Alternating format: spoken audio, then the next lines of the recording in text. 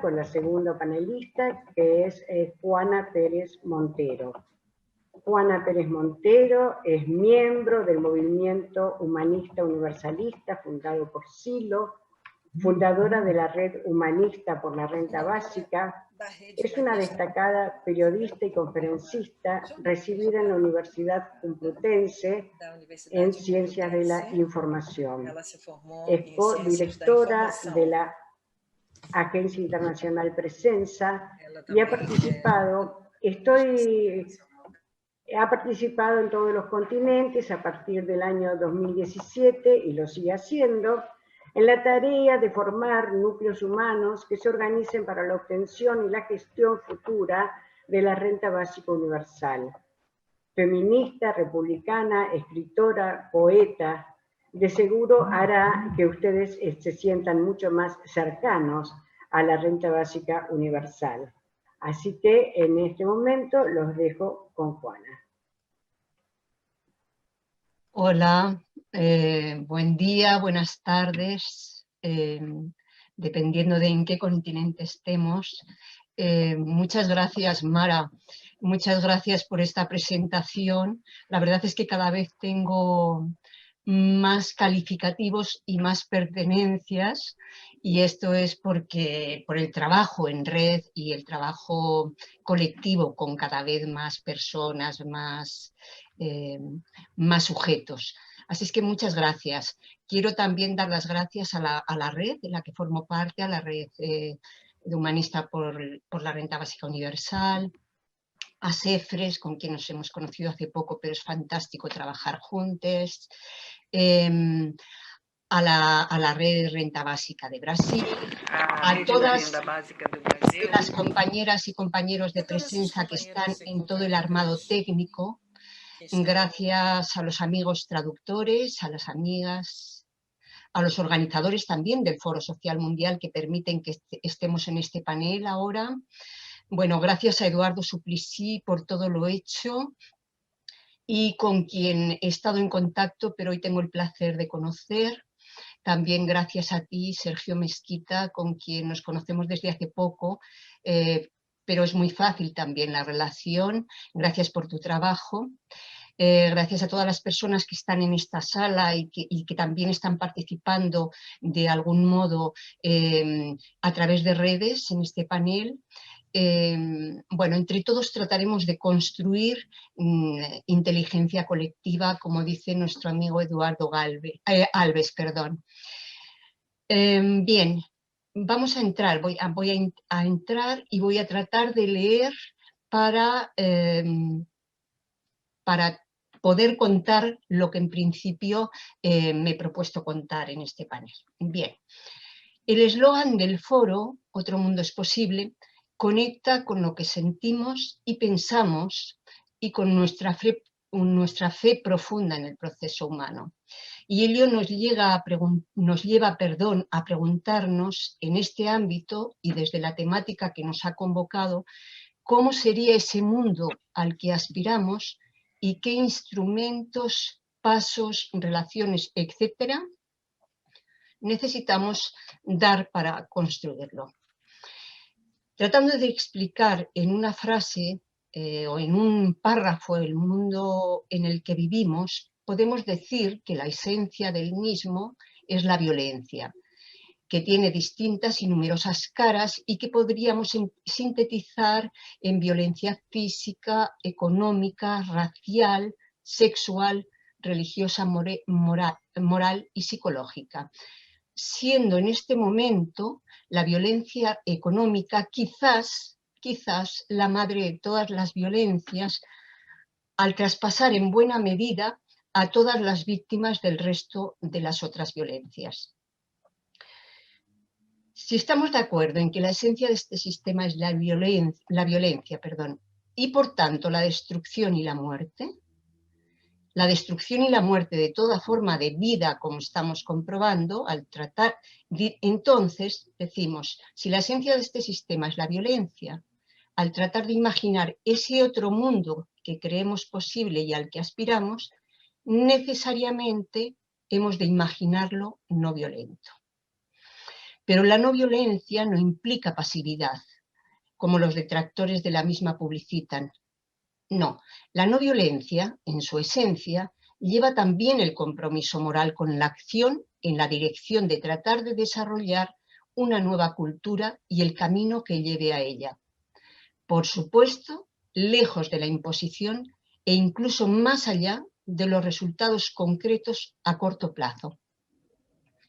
Y desde la no violencia activa nos planteamos la denuncia de este sistema violento y sus desmanes. Pero a nuestro entender, y sobre todo, deberíamos poner nuestra energía en la construcción de lo nuevo, de eso que imaginamos y anhelamos. ¿Y cómo es ese mundo que anhelamos? Es un mundo en el que las personas y el ámbito en el que viven estarán en el centro, en el que la vida con mayúsculas estará en el centro, en el que la vida y la libertad del ser humano estén en el centro, en el que nada esté por encima del ser humano y ningún ser humano por encima de otro. Ese mundo que afirme la igualdad de todas las personas trabajará necesariamente por la superación de la simple formalidad de iguales derechos ante la ley, avanzando hacia un mundo de iguales oportunidades para todos. Y para que sea posible, cada persona, las poblaciones, necesitan condiciones de vida que les vayan acercando a esa igualdad de oportunidades. ¿De qué oportunidades podemos hablarles hoy a miles de millones de seres humanos que apenas tienen algo que llevarse a la boca? A los mayores que no tienen pensión alguna, por ejemplo. A tantas mujeres que han de vivir con su maltratador porque no tienen cómo mantenerse y mantener a sus hijos. ¿De qué oportunidades y, por tanto, de qué libertad de pensar, sentir y hacer hablamos cuando hablamos de millones de niños que desarrollan empleos por un plato de comida, empleos en cualquier caso, pero además por un plato de comida, o poco más? ¿De qué libertad y oportunidades hablamos cuando hablamos del matrimonio infantil, de la prostitución infantil o de buena parte de la prostitución en general? ¿De qué oportunidades hablamos cuando observamos la situación de gran parte de la población LGTBIQ? ¿De qué libertad de negociación hablamos a millones y millones de trabajadores que han de aceptar un empleo precario que no les permite subsistir en condiciones de vida mínimamente decentes? Así podríamos ir recorriendo más y más colectivos para corroborar que no existe esa igualdad de oportunidades en la práctica. Pero ¿cómo empezar a avanzar en generar condiciones para que sea una realidad la igualdad de oportunidades? Sin duda, hemos de comenzar por lo más básico, por asegurar la subsistencia de todos los seres humanos. Hay riqueza suficiente y sobrada para ello. La clave está en cuestionar la concentración de tal riqueza en cada vez menos manos y la redistribución de la misma. Hemos de no aceptar y denunciar el discurso que dice que no hay recursos para todas las personas. Decíamos, lo más básico es asegurar la subsistencia de todos los seres humanos y para ello ha de reconocerse el derecho a la subsistencia como el primero de los derechos humanos. La humanidad necesita que ese artículo 25 de la Declaración de los Derechos Humanos se desarrolle como se ha hecho con otros derechos. Por supuesto que no cuestionamos el resto de los derechos. ¿Cómo vamos a cuestionar el derecho a la educación, a la sanidad, etcétera? En absoluto. Lo que estamos diciendo es que tales derechos estaréis todos de acuerdo conmigo, el resto de los derechos sobran si la subsistencia no está asegurada. Así es que hemos de hacer todo lo que esté en nuestras manos para que Naciones Unidas, de comienzo, reconozca tal derecho y anime a implementar las medidas necesarias para que se concrete en la práctica en cada país. Y una medida excelente para que la subsistencia esté asegurada, una medida excelente por universal, incondicional individual y suficiente es la implementación de una renta básica. Aprovecho, por cierto, creo que todos conocemos de qué se trata una renta básica. No es una renta para pobres, como se plantea en algunos países, y además se hace a veces de manera intencionada para confundir. Cuando hablamos de una renta básica, hablamos de una asignación que en principio pagarían los estados, que sería universal, es decir, para toda la población, desde el más rico al más pobre de los habitantes, de los ciudadanos de ese estado, o viceversa, desde el más pobre al más rico, que sería incondicional. A nadie se le preguntaría si es pobre, si tiene recursos, si no, si tiene ganas de trabajar, etcétera. Que además es individual, algo que daría mucha libertad, por ejemplo, a las mujeres, dado que en general las ayudas para pobres se dan a las familias y normalmente es bastante habitual que el cabeza de familia sea un hombre. Pero además de que cuando hablamos de una renta básica, hablamos de que es universal, incondicional e individual, además ha de ser suficiente. Es decir, ha de corresponder como mínimo el monto de esa asignación, como mínimo o por encima, debe de ser por encima del umbral de la pobreza. Por supuesto que abogamos porque sea permanente, no solamente para responder a este momento de la pandemia. Bueno, he explicado, aunque creo que todos conocemos el concepto de la renta básica, cuando hablamos, todos estamos de acuerdo, pero por si acaso, y vuelvo al discurso, desde luego, hablábamos de que estamos solicitando, queremos que Naciones Unidas lo reconozca como el primer derecho universal y lo desarrolle, pero para que sea implementado en cada territorio, los activistas hemos de trabajar para que los gobiernos legislen en tal dirección.